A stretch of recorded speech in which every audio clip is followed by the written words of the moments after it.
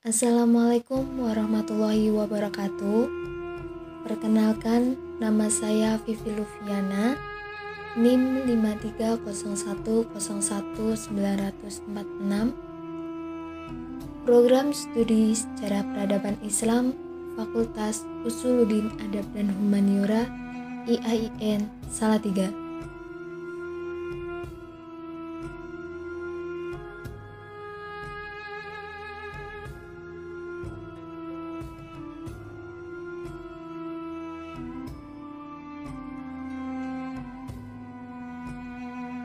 Kali ini saya akan menjelaskan sedikit tentang pembaharuan Islam di Mesir. Latar belakang pembaharuan Islam di Mesir.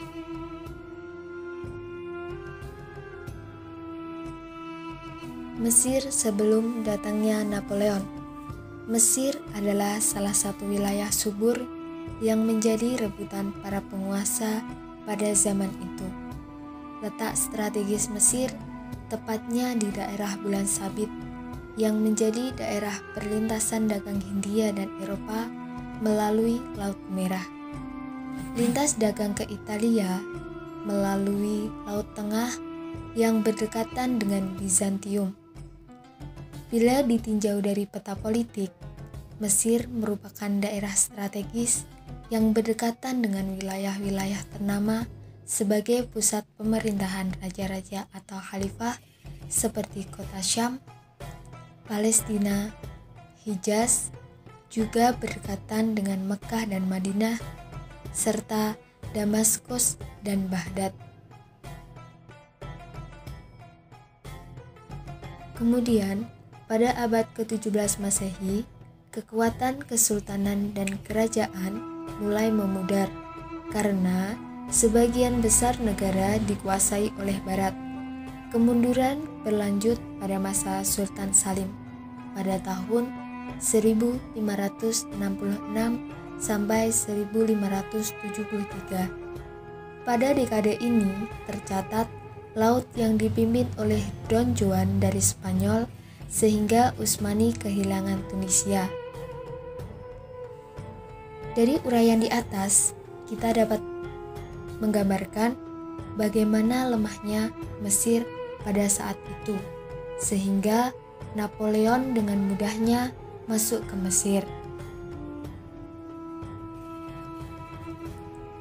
Selanjutnya, ekspedisi Napoleon ke Mesir.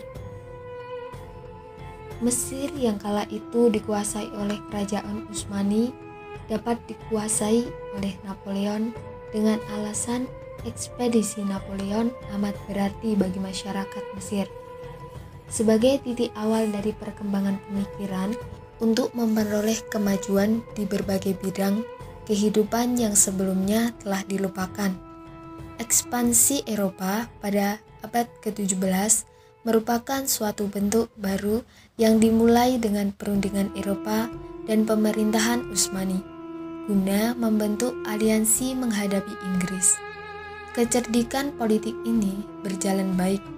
Aliansi ini akhirnya berubah menjadi suatu fakta perdagangan yang memberikan hak-hak istimewa pada orang Eropa, terutama Perancis, untuk berniaga di daerah kekuasaan Utsmani.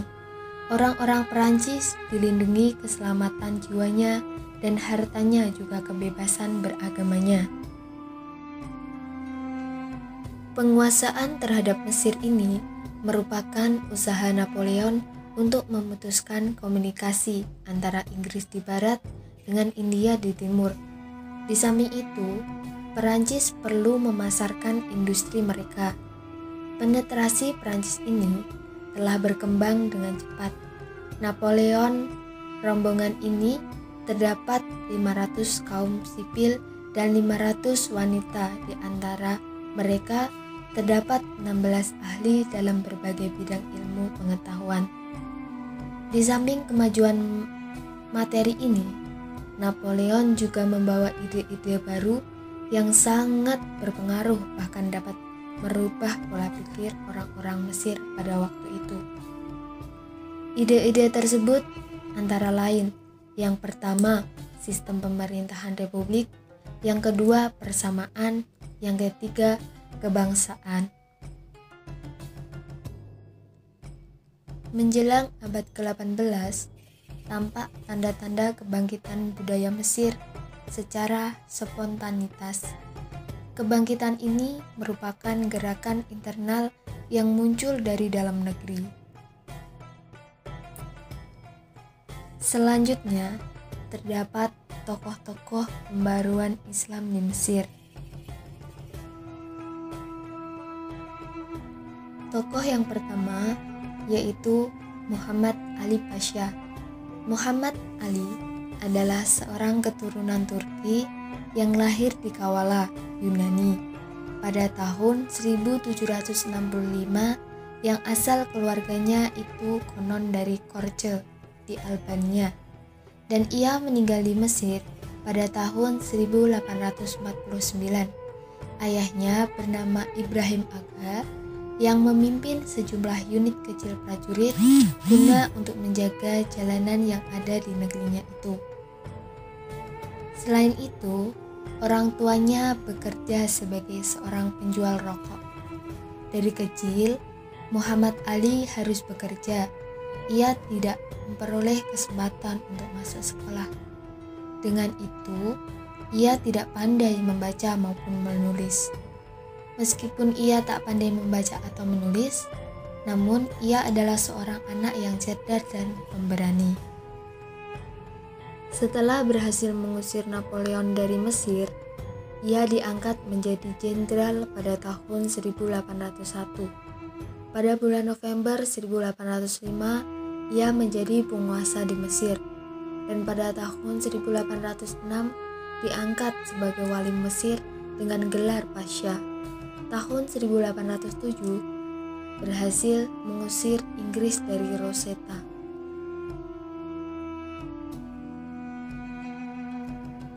Prestasi yang diraih oleh Muhammad Ali Pasha dalam bidang militer setelah Perancis dapat diusir Inggris tahun 1802 Masehi, Muhammad Ali Pasha mengundang seorang perwira tinggi Perancis dapat diusir untuk melatih tentara Mesir. Untuk keperluannya itu, akhirnya mendirikan sekolah militer pada tahun 1815 Masehi dan mengirim beberapa mahasiswa untuk belajar kemiliteran di Perancis. Kemudian dalam bidang pendidikan, pada tahun 1815 Masehi mendirikan sekolah militer, sekolah teknik pada tahun 1816 Masehi, sekolah pertambangan tahun 1834 Masehi, dan sekolah penerjemahan tahun 1836. Selain itu, juga banyak mengirim pelajar ke Prancis untuk belajar pengetahuan, beberapa sains dan teknologi barat di Prancis. Dan yang terakhir dalam bidang ekonomi. Dalam bidang ekonomi, pengambil alih pemilikan tanah oleh negara dan hasil dipergunakan untuk kepentingan pembangunan negara, juga untuk menjaga kesuburan tanah di Mesir. Ia membangun sistem irigasi sehingga hasil pertanian menjadi lebih baik. Sepintas, pembaharuan yang dilakukan oleh Muhammad Ali hanya bersifat keduniaan saja, namun dengan terangkatnya kehidupan dunia umat Islam, sekaligus terangkat pula derajat keagamaannya. Pembaharuan yang dilaksanakan oleh Muhammad Ali merupakan landasan pemikiran dan pembaharuan selanjutnya.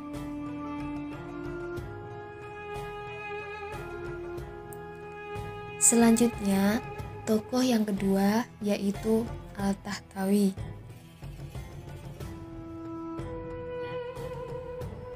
Al-Tahtawi lahir pada 15 Oktober 1801 di Tahta, Mesir. Rifa'a Al-Tahtawi adalah seorang penulis, guru, penerjemah, egiptologis, dan intelektual Renaissance Mesir. Tahtawi adalah salah satu sarjana Mesir pertama yang menulis tentang budaya Barat dalam upaya untuk mewujudkan rekonsiliasi dan pemahaman antara peradaban Islam dan Kristen. Kemudian, terdapat pemikiran-pemikiran Al-Tahtawi. Yang pertama, ajaran Islam bukan hanya mementingkan soal akhirat semata, tetapi juga soal hidup di dunia. Umat Islam juga memperhatikan kehidupan di dunia ini. Yang kedua, kekuasaan absolut raja harus dibatasi oleh syariat dan raja harus bermusyawarah dengan ulama dan kaum intelektual. Yang ketiga, syariat harus diartikan sesuai dengan perkembangan modern. Yang keempat, kaum ulama harus mempelajari filsafat dan ilmu-ilmu pengetahuan modern agar dapat menyelesaikan syariat dengan kebutuhan masyarakat modern. Yang kelima, pendidikan harus bersifat universal. Yang keenam, wanita harus memperoleh pendidikan yang sama dengan kaum pria. Yang ketujuh, istri harus menjadi teman dalam kehidupan intelektual dan sosial. Dan yang terakhir, umat Islam harus dinamis dan meningkatkan sifat statis.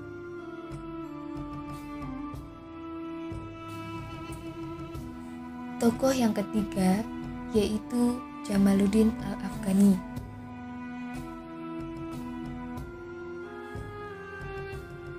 Sayyid Muhammad bin Safdar al-Husain umumnya dikenal sebagai Sayyid Jamal al-Din al-Afghani atau Al-Jamal As-Sabadaddin, lahir di desa Asadabad dekat Hamadan, Iran. Mula-mula ke India lalu ke Mesir memberi kuliah di hadapan kaum intelektual di Al-Azhar.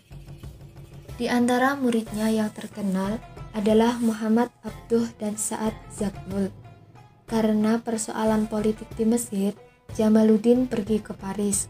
Di kota ini, ia mendirikan sebuah organisasi yang bernama Al-Urwatul Wuthqa yang beranggotakan Muslim militan dari India, Mesir, Syria, dan Afrika Utara yang bertujuan untuk memperkuat persaudaraan Islam, membela dan mendorong umat Islam untuk mencapai kemajuan.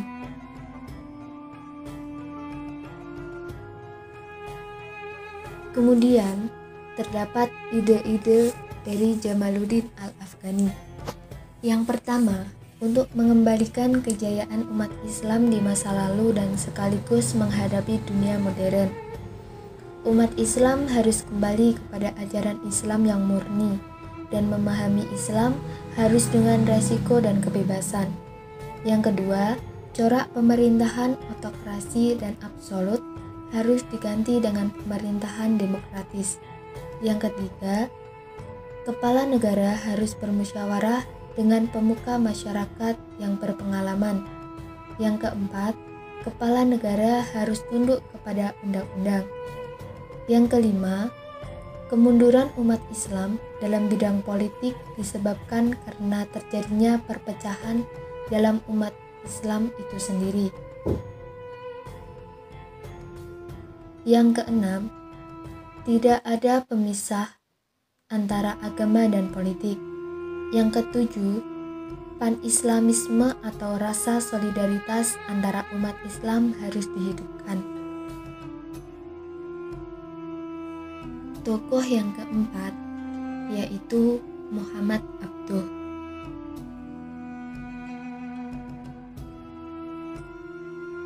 Muhammad Abduh lahir pada tahun 1849 di Subrokit, Mesir. Muhammad Abduh adalah seorang pemikir Muslim dari Mesir dan salah satu penggagas gerakan modernisme Islam. Akibat ketidaksenangan dan perlawanannya terhadap penguasa, ia dan Jamaluddin diusir ke Paris, Prancis. Di kota ini, mereka mendirikan majalah Al-Urwatul Wuthqa. Setelah 1 tahun di Prancis, ia diizinkan kembali ke Mesir dan kemudian diangkat menjadi rektor di Al-Azhar, Kairo.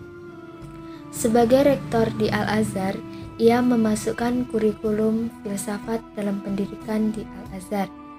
Upaya itu dilakukan untuk mengubah cara berpikir orang-orang di Al-Azhar.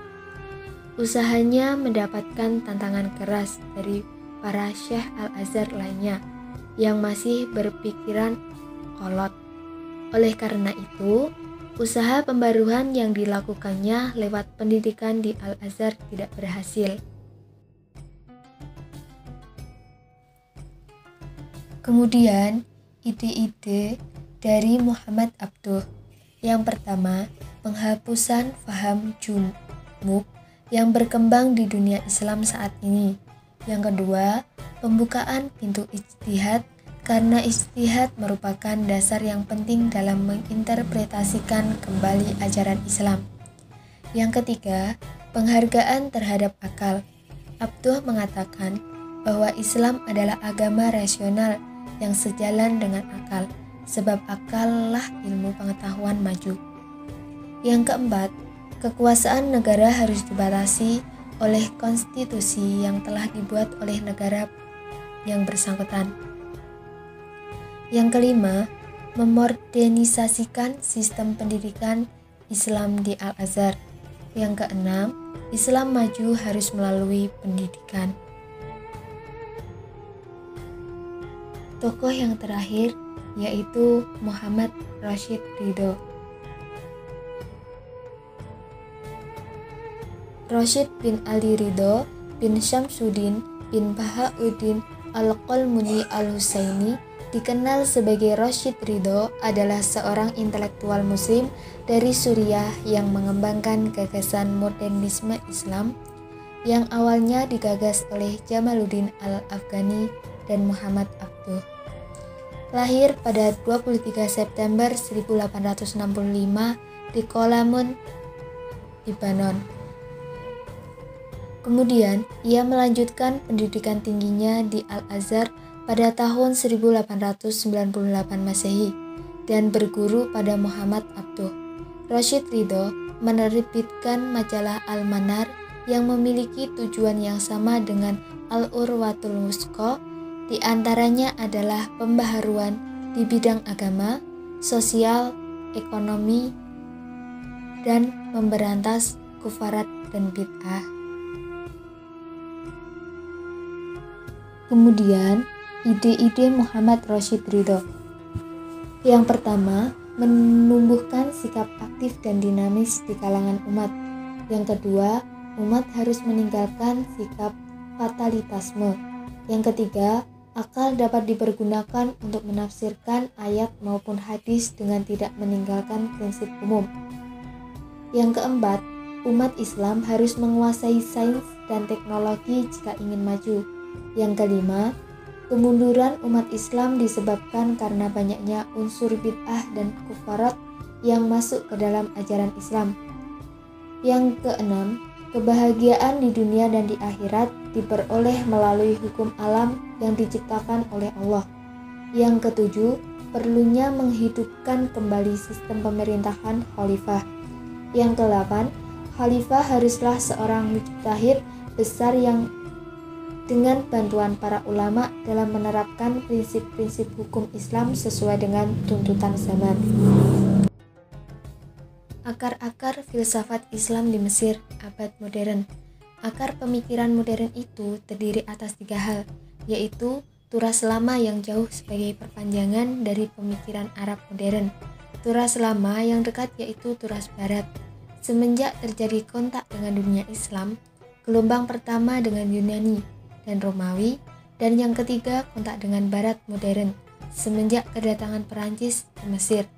Menurut beberapa pemikir Mesir, zaman modern dimulai dengan masa kebangkitan dunia Arab sampai sekarang. Marzuki dan Yahya Farq berpendapat bahwa filsafat Islam modern itu dimulai semenjak perjuangan Muhammad ibnu Abdul Al-Wahhab sekitar tahun 1700-an. Muhammad ibnu Abdul Al-Wahhab dianggap sebagai penggerak dan pelaksana 3 pemikir yang mendahulunya, yaitu Ibnu Al-Qayyim Al-Jauzi, Ibnu Taimiyah, dan Ahmad ibnu Hanbal, sehingga kegiatannya lebih tepat dapat disebut gerakan. Cukup sekian dari saya. Apabila ada kata yang salah dan penjelasan saya yang salah, saya mohon maaf yang sebesar-besarnya. Sekian dan terima kasih. Wassalamualaikum warahmatullahi wabarakatuh.